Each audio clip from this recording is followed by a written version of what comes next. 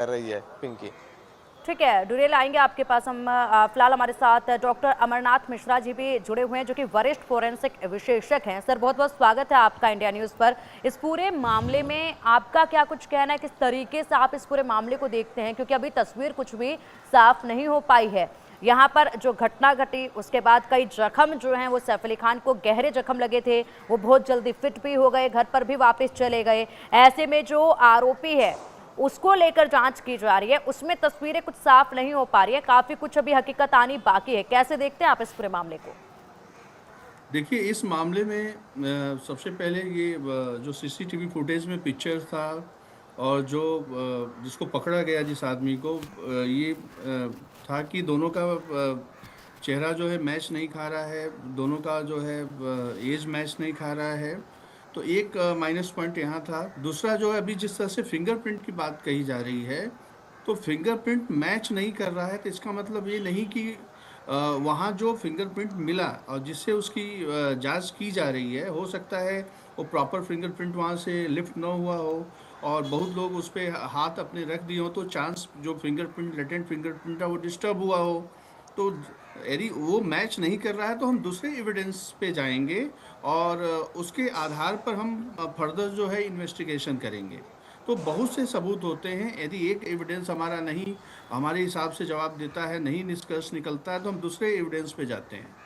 जहाँ तक सैफ अली खान के फिटनेस की बात है, तो जिस तरह इंजरीज की बात की गई और जितना जल्दी वो रिकवर किए, तो फिटनेस का मतलब ज़रूरी नहीं है कि घाव भर गया, क्योंकि बहुत से एंटीबायोटिक हैं तो वो अपना टाइम लेके ही जो है घाव को भरेंगे। लेकिन फिटनेस का मतलब ये है प्रॉपर चल सकते हैं, बैठ सकते हैं, वो जिम नहीं जा सकते, अभी एक्टिंग नहीं कर सकते, या और जो फिजिकल जो जो हैवी हार्ड वर्क है वो नहीं कर सकते। तो बहुत सी बातें हैं और ये गुत्थी जो है एविडेंस बाय एविडेंस सुलझेगी। और ऑलरेडी जो मुंबई पुलिस इन्वेस्टिगेट कर रही है, तो जरूर जो कंक्रीट चीज़ है वो आएगा। एक्चुअली होता है कि पब्लिक फोरम पे जो है हम नहीं देते हैं चीज़ें ज़्यादा, जो इन्वेस्टिगेटिंग एजेंसीज हैं या फॉरेंसिक साइंस लेबोरेटरीज है, तो बहुत सा अभी हम अनुमान ही लगा रहे हैं या चीज़ें को रिलेट कर रहे हैं। तो धीरे धीरे वो परत दर परत जो है मिलती जाएगी सूचना जो है। बिल्कुल। सर, क्या लगता है आपको कि क्या कोई चूक इस मामले में हुई है, और आगे किस तरीके से अब इस दिशा में, क्योंकि आप फोरेंसिक विशेषज्ञ हैं, तो ऐसे में किस दिशा में काम किया जाना चाहिए आगे? क्योंकि यहाँ पर जिस व्यक्ति को गिरफ्तार किया गया है उसकी तरफ से ये कहा जा रहा है कि पुलिस, मुंबई पुलिस की एक गलती ने मेरी पूरी जिंदगी को तबाह करके रख दिया है। देखिए, जिस तरह से बात की जा रही है और जिस तरह से सुरक्षा एजेंसीज और जांच एजेंसी अपना काम कर रही हैं, तो आज के डेट में हमारे पास पूरा सोफिस्टिकेटेड टेक्नोलॉजी है, जिसके आधार पे हम फोटो की मैचिंग कर रहे हैं, हम और भी जो एनालिसिस जो एविडेंसेस जो है क्राइम सीन से कलेक्ट किए गए हैं उसको एनालाइज कर रहे हैं। और जो कंक्रीट चीज़ है वो जस्टिफाई होगी, वो आधार और साइंटिफिक एविडेंस के बेसिस पे ही पुलिस पर्सनल भी कुछ बोल सकते हैं, इन्वेस्टिगेटिंग बॉडी भी कुछ बोल सकती है।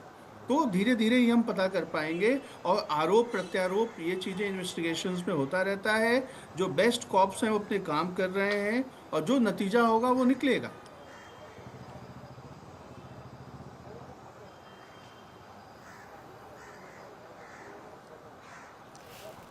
ठीक है, अब हम जाना चाहेंगे वेदभूषण सर के पास। सर, आप बता रहे थे विस्तार से कि ऐसे मामले और भी कई सामने आए हैं, उनके बारे में भी आप जानकारी दे रहे थे कि किस तरीके से यहाँ पर ये गुत्थी उलझी हुई है। लेकिन बड़ा सवाल यही उठता है कि जिस तरीके से यहाँ पर जांच की जा रही है उसके बाद जो अब तथ्य सामने आ रहे हैं वो बिल्कुल अलग हैं। जो शुरुआत में बातें सामने आ रही थी वो बिल्कुल अलग थी, अब जो सामने आ रहा है वो बिल्कुल अलग है।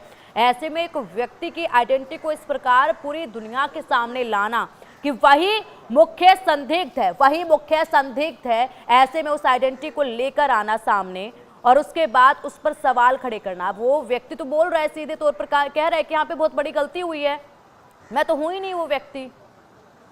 देखिए पिंकी, बहुत इन्वेस्टिगेशन में इंडिया के अंदर जो टॉप मोस्ट केसेज हैं उनके अंदर बहुत सारे केसेस के अंदर फिंगरप्रिंट अवेलेबल ही नहीं थे, या लिए नहीं गए या मैच नहीं गए।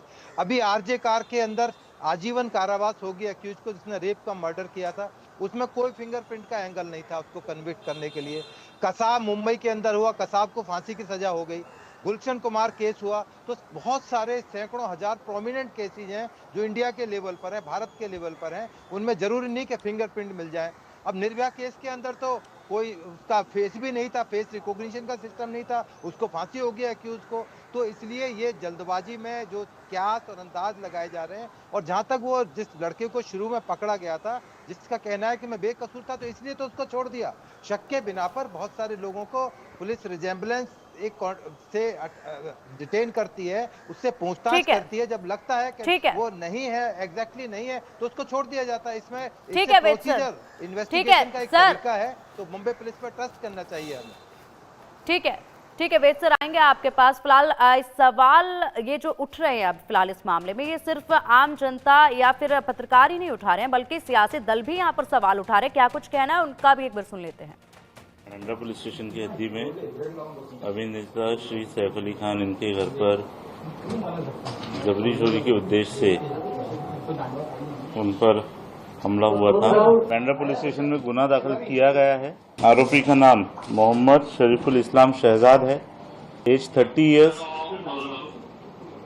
अभी तक की इन्वेस्टिगेशन में ये समझ में आया है कि ये आरोपी चोरी के इरादे से उस घर में उसने एंटर किया था और उस समय पर ये इंसिडेंस हुआ था।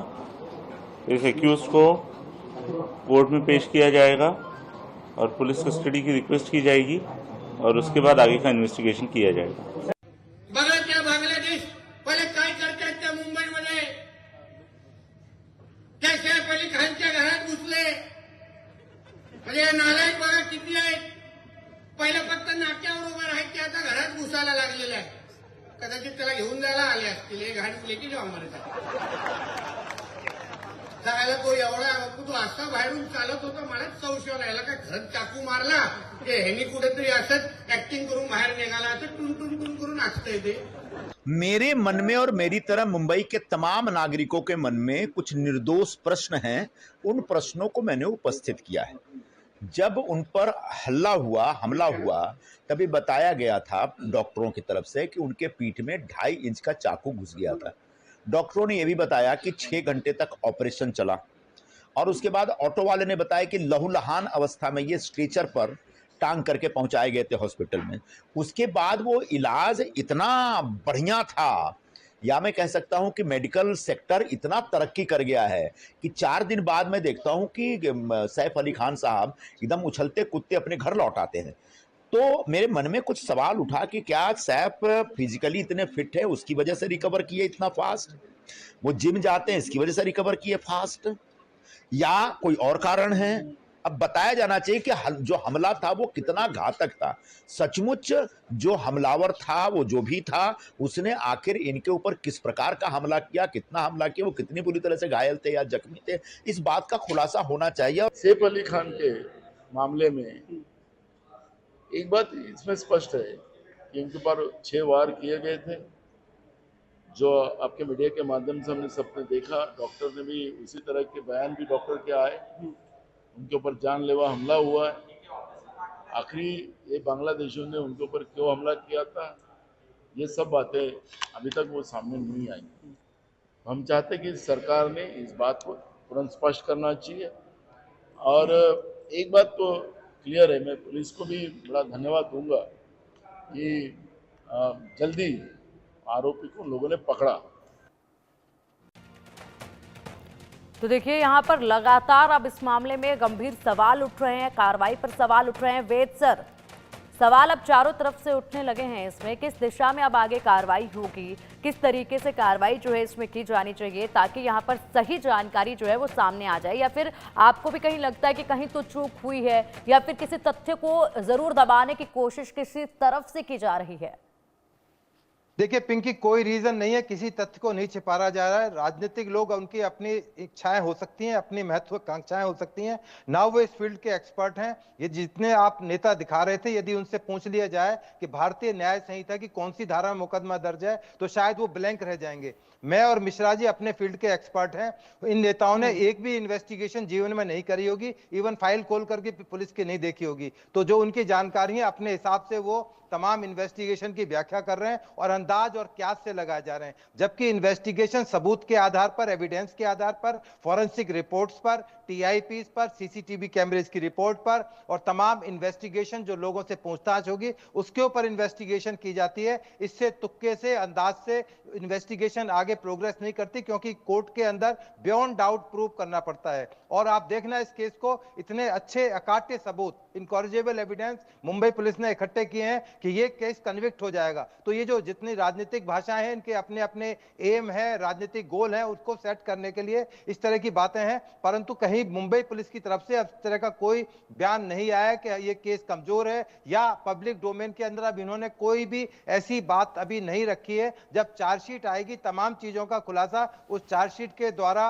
मुंबई पुलिस करेगी, अदालत के सामने करेगी, साइंटिफिक तरीके से करेगी। तो अभी सबको इंतजार करना चाहिए। ये जो इंश्योरेंस का जहां तक संबंध है, तो इंश्योरेंस कोई ऐसी चीज नहीं है, एफआईआर का कोई डॉक्यूमेंट उसमें नहीं संलग्न था, वो बाद में सपोज किया जाता है कि बाद में हो जाएगा, क्योंकि पब्लिक डोमेन में एफआईआर है, मेरे मोबाइल में भी, आपके पास भी एफआईआर है। तो इस तरह की चीजें पैदा करना, ये एक दूसरी तरह से उनका कुछ और एम हो सकता है कि उनको क्यों प्रायोरिटी दी जा रही है। भाई प्रायोरिटी, वो इतने बड़े एक फिल्म इंडस्ट्री के सैफ, एक पहचानी उनकी एक हस्ती है, करीना खान के पति हैं, उनके पिता बहुत बड़े क्रिकेटर हैं, नवाब पटौदी, और बड़े तगड़े, बड़े खानदान से बिलोंग करते हैं। तो इस तरह की चीजें, ये छोटी छोटी चीजों पर सवाल पैदा करना कि उसमें एफआईआर नहीं लगी हुई थी, इल्डे के कानूनों का वायलेशन किया गया, ऐसा कोई एट प्रेजेंट कोई वायलेशन अपेरेंटली नहीं लग रहा है कि उनको बहुत प्रायोरिटी दी गई। और प्रायोरिटी दी गई तो अच्छी बात है, हम सब लोग इसलिए चर्चा कर रहे हैं क्योंकि वो प्रमुख आदमी है। ऐसे केस हजारों की तादाद में आज भी हो रहे होंगे, कल भी होंगे और पहले भी हो चुके होंगे। हमने, आप डिबेट नहीं करते, मर्डर हो जाते हैं उन पर डिबेट नहीं करते, पर Saif Ali Khan is a important figure, इसलिए हम लोग डिस्कस कर रहे हैं। तो ये छोटी छोटी बातों को लेकर जो सवाल पैदा किए जा रहे हैं, सबको थोड़ा इंतजार करना चाहिए। कम से कम 90 डेज तक पुलिस को अधिकार है इन्वेस्टिगेशन पूरी करने का, तो 90 डेज तक वेट करें, जब चार्जशीट आएगी तब हम दोबारा। बिल्कुल बिल्कुल बिल्कुल सर, इंतजार तो सब कर ही रहे हैं कि चार्जशीट आएगी तब जाकर सच्चाई भी सामने आएगी, कार्रवाई किस दिशा में आगे जाती है वो देखने वाली बात होगी। कई ऐसे तथ्य हैं, कई ऐसे सवाल हैं जो उनके जवाब आने अभी बाकी हैं, और ऐसे में लगातार इन्हीं सवालों का इंतजार, इन्हीं जवाबों का इंतजार जो है वो किया जा रहा है। फिलहाल बहुत शुक्रिया वेद सर आपका जुड़ने के लिए और ये महत्वपूर्ण जानकारी साझा करने के लिए। अमरनाथ सर आपका भी बहुत बहुत शुक्रिया इंडिया न्यूज के साथ जुड़ने के लिए। डिरेल आपका भी शुक्रिया ताजा अपडेट हम तक पहुंचाने के लिए। फिलहाल बुलेटिन में